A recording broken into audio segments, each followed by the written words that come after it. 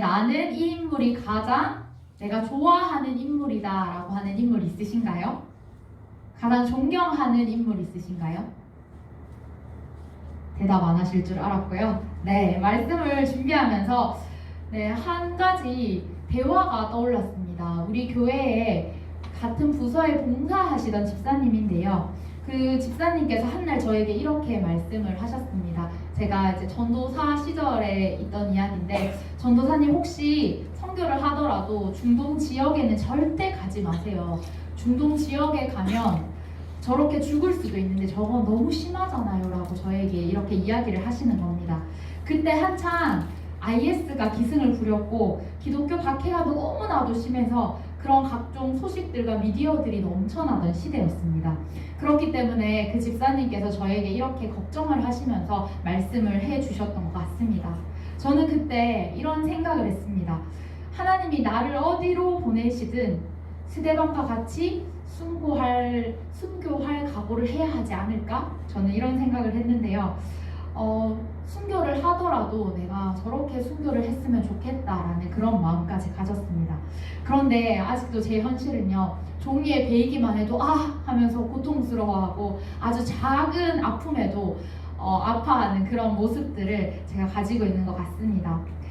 그래서 또 한 번 들었던 생각이, 돌에 맞아서 순교한다는 것이 정말 사람의 힘으로 하는 것이 아니라 하나님께서 허락하시고 성령님께서 함께 해주실 때 이 모든 것들이 가능하구나라는 생각이 들었습니다. 네, 저는 여전히 아직도 손이 베이며 찡찡거립니다. 네, 어떤 곳을 다치면 라고 이야기를 합니다. 그러나 이 생각은 변함이 없습니다. 혹시 하나님께서 저의 인생 가운데 순교의 그런 일들을 맡게 하신다면 저는 하나님께서 허락하신 가운데 성령의 충만함으로 그 일들을 감당하고 싶다라는 생각입니다. 네, 오늘 우리가 읽은 이 본문은 바로 아주 유명한 말씀입니다. 스데반이 순교했던 현장의 그 말씀이죠. 스데반은 어떤 사람이었는지 말씀을 보면서 우리가 함께 알기를 원하는데요. 혹시 여러분 스데반의 이름의 뜻을 아시나요? 스데반의 이름의 뜻이 면류관이라고 합니다. 그는 정말 이 이름처럼 면류관을 쓴 자, 면류관을 받은 자로 그 생이 하나님께 사용되고 그리고 그 생을 마감하는 그런 모습을 우리는 발견할 수 있습니다. 스데반은 헬라파 유대인이었는데, 유대인들은 이방에서 생활을 하면서 더 강하게 그 유대 교육을 했다고 합니다.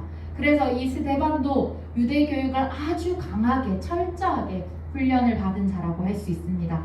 스데반이 이 교회에 세워진 배경이 사도행전 6장에 나오는데요. 그 당시에 초대 교회가 세워지면서 문제들이 생기게 됩니다. 그것이 어떤 문제라고 기록하냐면, 초대 교회에 믿는 제자의 수가 계속해서 증가하였고 그들은 매일 구제를 하는 그런 상황에 있는데, 그곳에서 문제가 나타난 것입니다. 구제하는 사람들이 어떤 아픔을 치료받는 일, 옷가지들을 받는 일, 먹는 것을 공급받는 일을 하는데 차별이 일어났다고 이야기를 하는 것이죠. 헬라파 유대인들이 이렇게 이야기를 합니다. 우리는 제대로 보살핌을 받지 못한다 라고 이렇게 반발을 하게 됩니다. 히브리파 사람들에게 이렇게 불평을 하면서 나는 차별받고 있다는 것을 헬라파 유대인들이 이야기하는 것이죠. 그 당시에 교회 안에는요 12명의 사도가 세워져 있었는데, 그 밑에서 많은 제자들이 그 구제의 일들을 감당하고 있었어요. 그런데 오늘 이 불평들이 일어나니까 이제 사도들이 결정을 한 겁니다. 이제 이 교회의 지도자들로서 한 7명을 택하여서 세우기로 결정을 하는 것이죠. 그래서 이 사람들을 세우는데 아주 중요한 것 한 가지가 있었습니다. 그것이 무엇이었냐면, 돈이 많거나 옷을 잘 입거나 어떤 부가 있거나 이런 것이 아니라 성령과 지혜가 충만하여서 칭찬받는 사람 7을 세우라고 이렇게 이야기를 합니다. 그렇게 세워진 사람 중에 한 사람이 바로 스데반입니다. 그러면 이 스데반을 우리는 뭐라고 알고 있습니까? 집사라고 알고 있지 않습니까? 그런데 성경의 기록에 보면 스데반 집사라고 이렇게 기록되지는 않았습니다. 언제부터 집사라고 불렀냐면 사도행전 21장 8절에 보면 빌립에 대한 이야기가 나오는데요. 그 빌립을 소개하면서 7 집사라고 소개를 합니다. 7 집사 가운데 스데반이 속해 있었기 때문에 스데반이 집사라고 우리는 이야기하고 있는 것이죠. 원래 이 집사라고 하는 단어가요, 한글 성경에는 있는데 원어로 보면 어떻게 되어 있냐면 디아코노스라고 이렇게 되어 있어요. 디아코노스가 어떤 뜻이냐면 봉사자라는 뜻이거든요. 그래서 우리는 집사라고 알고 있지만 그는 실제로 어떤 일들을 감당하는 사람인가 라고 했을 때 교회에서 봉사하는 자로 아주 중요한 일들을 감당하고 있었다라고 우리는 알게 되는 것이죠. 봉사한 내용이 어떤 것인지 살펴보면 사도행전 6장 8절에 스데반은 은혜와 권능이 충만하여 큰 기사와 표적을 민간에게 행하니 라고 이렇게 기록을 하고 있습니다.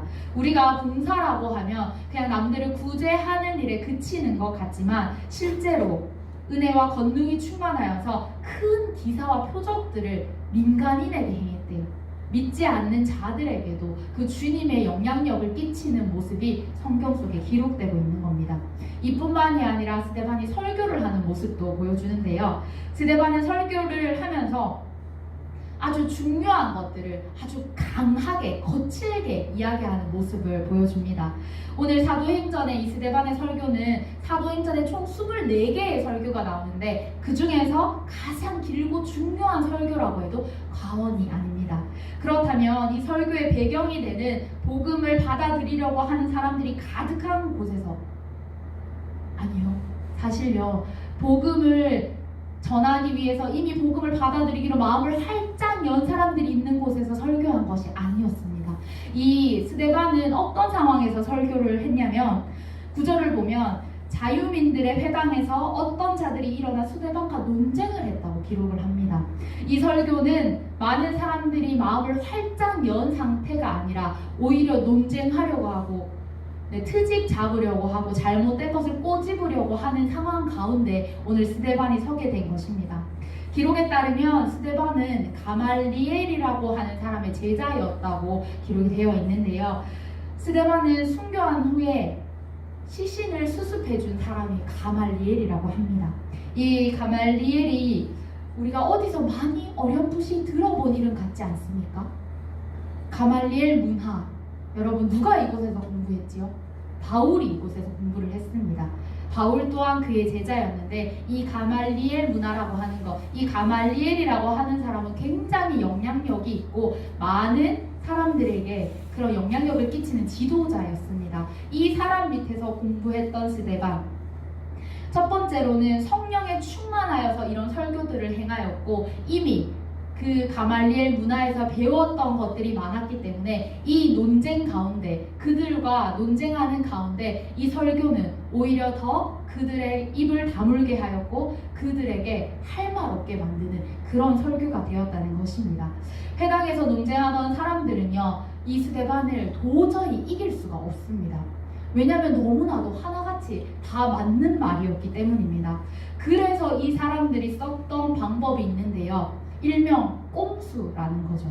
거짓 증인을 돈으로 사서 이 스데반이 성전을 모독했다, 성전 모독죄를 덮어씌우고 율법을 모독했다, 율법 모독죄를 씌워서 오늘 재판대 앞에 이 스데반이 서게 합니다. 그래서 지금 스데반은요, 이 설교를 하는 과정 가운데 피고인으로 신문 과정에서 서게 되어 있는 것입니다. 그 피의자가 아님에도 불구하고 그곳에 서 있는 사람이라면 상당히 억울했지 않겠습니까? 그래서 억울한 사람이라면 자신을 변론하고 나는 이런 죄를 짓지 않았다 라고 이야기할 수 있는데요, 오히려 이 스데반의 설교가 너무 파격적이라는 겁니다. 유대인들은 아브라함 자손이지만 아브라함처럼 순종하지 않았다, 아주 팩트를 꼬집어줘요. 그리고 유대인들은 모세의 후손이지만 모세가 전해준 율법을 지키지 않았다라고 2번 그 사람들을 찌릅니다. 그리고 나서 아주 큰 한 가지를 꼬집게 되는데, 유대인들은 조상들처럼 선지자들을 박해했고 결국 의인을 잡아 죽였다라고 이렇게 선포하게 됩니다. 여러분, 이 뜻이 무엇이냐면 누가복음에 보면 예수님께서 의인으로 표현이 되고 있습니다. 그래서 이 유대인들은 이미 이 의인이 예수님이라는 사실을 알고 있었어요. 그런데 이 말씀을 스데반이 하자 어떤 느낌이 들었냐면 내가 살인자라고? 이런 생각이 든 것입니다. 오늘 스데반은 너희들이 살인자야 라고 이야기하지 않았지만 이미 말씀 속에서 너희들이 예수를 살인한 것과 같다, 너희들은 살인자라고 아주 거칠게 이야기하고 있는 것이죠. 그래서 이 사람들은 너무나도 찔리는 겁니다. 우리가 예수를 죽였고 우리가 예수를 죽인 장본인들이라는 사실을 너무나도 가슴 깊이 깨달았고 찔렸기 때문입니다. 그런데 여러분, 이 찔림이 있었다면 회개했으면 좋았을 텐데 이 사람들은 전혀 돌이키지 않았습니다. 오히려 이 사람들은 말씀에 보면 이를 갈고 돌을 들고 스데반을 죽이기로 결심하게 되는 모습을 보입니다. 그럼 이 말씀 속에서 이 죽이려고 혈안이 되어 있는 이를 가는 자들 앞에서 스데반 어떤 사람이었는지 우리 말씀 속에서 더 자세히 알아보기를 원합니다. 오늘 말씀은요, 스데반이 지혜와 성령이 충만한 자라고 이렇게 기록을 합니다. 영어 성경에 보면 full of the Holy Spirit 이라고 이렇게 표현을 하고 있는데요. 이 구절을 보면 스데반은 성령에 충만한 자, 조금 더 자세하게 풀어보면 성령으로 꽉 찬 인생, 성령으로 꽉 찬 사람이라는 것을 알 수 있습니다. 그러면 이 스데반이 성령에 충만한 자로서 어떤 행동을 하는가? 사도행전 7장 54절에서 67절의 말씀에 보면 스데반의 마지막 외침 3마디가 나오게 됩니다. 어떤 행동을 했는지 먼저 7절 말씀을 보도록 하겠습니다. 7절 말씀을 보면 스데반은 하늘을 우러러 주목하였다라고 기록을 합니다. 인간의 모습으로는 주변에 신문하는 자들, 나를 향해 이를 가는 자들, 화가 나 있는 그런 표정들, 이런 것들이 눈에 보이게 되어 있을 텐데요. 오히려 이 스데반은 그런 자들에게 내 시선을 맞춘 것이 아니라 하늘을 우러러 봤다고 합니다. 그 뜻이 무엇입니까? 바로 하나님을 바라보았다는 겁니다. 어떤 어려운 상황, 내가 죽을 수도 있는 상황 가운데 스데반은 오늘 눈을 들어서 하나님께 주목하는 모습을 보입니다. 이처럼 성령에 충만한 자는 내 앞에 있는 상황들, 내 앞에 있는 환경들, 처지들, 막막함들을 바라보는 것이 아니라 눈을 들어서 하나님께 주목하는 믿음을 보입니다. 하나님 앞에 주목한 스데반에게 어떤 일이 일어나는지 말씀 속에 기록되어 있는데요. 하나님의 영광과 예수께서 하나님 우편에 서신 것을 보게 되는 그 영광을 맞이하게 됩니다. 여러분, 이 말씀 한마디로 말하면 그 예수님을 보게 되었다는 겁니다. 이 세상에 있는 많은 것들을 집중하지 않고 하나님께 눈을 맞추어서 그 시선을 하나님께 두었더니 오늘 예수님을 보게 되는 영광을 맛보게 되는 것이죠. 하늘을 주목할 때 예수님의 얼굴을 보고 그 영광을 바라본 자, 그 자가 바로 스데반입니다. 세상에 있는 많은 사람들이 갈망하던 것, 내가 그토록 보고 싶어하고 많은 사람들이 예수님을 사모할 때 스데반은 직접 그 얼굴을 대면하는 그 은혜를 경험하게 된 것입니다. 여러분, 우리는 지금 눈을 들어서 무엇을 보고 있습니까? 나의 외로움과 짜증과 스트레스와 다이어트, 처한 상황, 가난, 남들이 보는 시선, 이런 것들에 온통 내 시선을 집중하여서 살아가고 있지는 않습니까? 내 눈으로 죄를 짓고 내 눈으로 하나님을 작아지게 만드는 그런 삶을 살고 있지는 않습니까? 이제는 여러분들의 그 눈을 돌리시기를 소망합니다. 우리가 땅의 것들에 주목하여서 하루하루를 살아갔다면 이제는 우리가 눈을 들어서 하늘의 것들을 바라보시고 하나님께 집중하는 삶을 살아가시기를 소망합니다. 우리의 눈을 들어서 하나님께 집중한다면 우리도 예수님의 얼굴을 대면하고 그 은혜 가운데 주님과 함께 동행하게 될 것입니다. 성령으로 꽉 찼던 스데반, 이제 무엇을 하는지 계속해서 성경은 이야기하고 있는데요. 56절을 보면 스데반은 성령에 충만한 자로서 예수님의 얼굴을 보고 난 이후에 이제 그 보았던 예수님을 세상에 외치는 일을 합니다. 성령에 충만하였더니 예수님을 보고 이렇게 외칩니다. 인자가 우편에 서신 것을 보노라. 나만 보는 것이 아니라 내 주변에 있는 많은 자들에게, 비록 그들이 예수 그리스도를 영접하지 않는 자들임에도 불구하고 그 스데반은 내가 본 예수님, 그 영광스러운 얼굴, 그 만나기를 원했던, 간절히 원했던, 내가 너무나도 사모하였던 그 예수님을 내가 보았노라고 그렇게 많은 자들에게 선포하고 있는 것입니다. 스데반은 이 사람들에게 그 예수님을 꼭 전해주고 싶었을 것입니다. 왜냐하면 이분이 바로 진리이시고 이분을 믿기만 하면 우리가 구원을 받을 수 있고 이분을 믿는다면 우리의 인생이 땅의 것들에 얽매이지 않는다는 것을 알았기 때문이죠. 그런데 이 스데반의 말을 들은 사람들은 하늘의 것들을 바라볼 수 없는 자들이었습니다. 그래서 오히려 더 격분하고 큰 소리를 지르고 귀를 막으면서까지 스데반에게 달려드는 모습을 우리에게 보여줍니다. 심지어는 어떻게 합니까? 이제 그 스데반을 성 밖으로 끌어내서 스데반을 돌로 치는 그런 일을 범하게 되는 것이죠. 예수님을 믿지 않는 자들, 자신의 감정에 앞선 자들은 자신의 눈과 귀도 스스로 막아버립니다. 그리고 그 모든 것을 닫고 오로지 자신이 원하는 목적과 땅의 것들에만 얽매여서 자신들이 원하는 그 행동을 이루려고 하는 모습을 보이게 되는 것이죠. 그래서 이 사람들은 오로지 스데반을 죽이겠다라는 목적을 가지고 나아가 결국에는 그 돌을 들고 스데반을 치게 됩니다. 성령으로 꽉 찬 사람은 예수님을 세상에 외치는 것에 사력을 다했고, 예수님을 모르는 자들, 믿지 않는 자들은 이 땅에서 사람을 죽이는 일에 사력을 다한 모습을 보여줍니다. 여러분, 우리는 예수님을 세상에 외치는 일에 힘쓰는 자들이 되기를 원합니다. 우리도 그 유대인들처럼 같이 돌을 들고 죽이려고 하는 자, 죽이는데 사력을 다하는 자가 되지 마시고 이제는 우리가 스데반처럼 이 세상에 예수님을 외치는 자로 서시기를 소망합니다. 그들에게 예수님을 외쳤던 스데반은 이제 죽음 앞에서 성령에 충만하여서 이런 고백을 하게 되는데요. 오늘 59절에서 60절 말씀에 보면 이렇게 이야기를 해요. 사람들의 죄를 용서해달라고요. 자신을 돌로 쳐 죽이는 사람들 용서할 수 있겠습니까?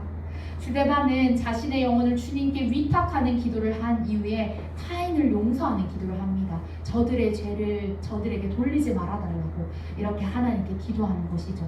성령에 충만하였기 때문에 사람의 힘으로는 할 수 없는 용서가 오늘 이 스데반의 외침 가운데 있었습니다. 그런데 여러분, 이 저들의 죄를 저들에게 돌리지 말라고 했던 이 말씀, 이 외침 어디서 많이 보지 않았습니까? 바로 우리 예수님께서 이렇게 하셨습니다. 예수님은 십자가에 달려 죽으시면서 그 고통 가운데서 저들의 죄를 저들에게 돌리지 말라고 간절히 기도하셨습니다. 스데반은 오늘 성령에 충만하였더니 예수님을 평생 닮아가다가 오늘 이 죽음의 순간까지도 예수님을 닮아가는 예수님의 그 모습들을 똑같이 이루는 자가 되었습니다. 그리고 이제 이 세상에 있는 많은 자들에게 그 예수님을 몸으로 보여주고 목소리로 크게 외치며 전하며 오늘 그 주님을 높이는 모습들을 우리는 볼 수 있습니다. 성령으로 꽉 찬 사람 스데반은 그렇게 생애를 마감하게 됩니다. 비록 그 삶이 아주 장수하여서 죽을 때까지 끝까지 많은 시간들을 들여서 복음을 전하였다라고 이렇게 성경은 기록하지 않습니다.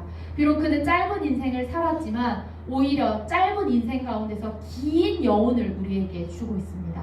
오늘 이것이 바로 성령에 꽉 찬 사람, 성령이 충만한 자의 모습이라는 것입니다. 그럼 오늘 우리는 이제 이 인생 가운데서 무엇을 구해야 하겠습니까? 다른 것은 없습니다. 바로 성령 충만함입니다. 우리가 성령이 충만하고 성령으로 꽉 찬 사람이 되었을 때 우리는 우리의 힘으로 할 수 없었던 복음을 전하는 일, 많은 자들에게 돌로 맞는 듯한 그런 고통 가운데 있을지라도 그들을 용서해달라는 용서가 터져나올 수 있게 되는 것이죠. 이런 모습들이 남들이 보기에는 너무나도 미련해 보이고 바보 같고 어리석어 보이고 손해보는 것 같아 보일지라도 성령에 꽉 찬 사람은 이것이 진짜 얼마나 소중한 삶인지, 이것이 얼마나 주님을 닮아가는 삶인지, 예수님을 닮아서 나아가는 삶인지 깨닫게 됩니다.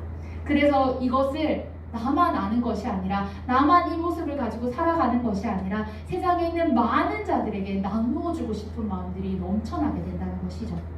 오늘 우리 주님께서는 능히 우리에게도 이렇게 하신다고 말씀하십니다. 오늘 이 말씀을 통하여서 여러분들을 그리고 저를 도전하고 계십니다. 스데반이 뛰어나서 스데반이 아주 유명한 사람이라서 머리가 좋은 사람이라서 그런 것이 아니라 오로지 한 가지 성령 충만함으로 이 모든 일들을 감당하게 되었다는 겁니다.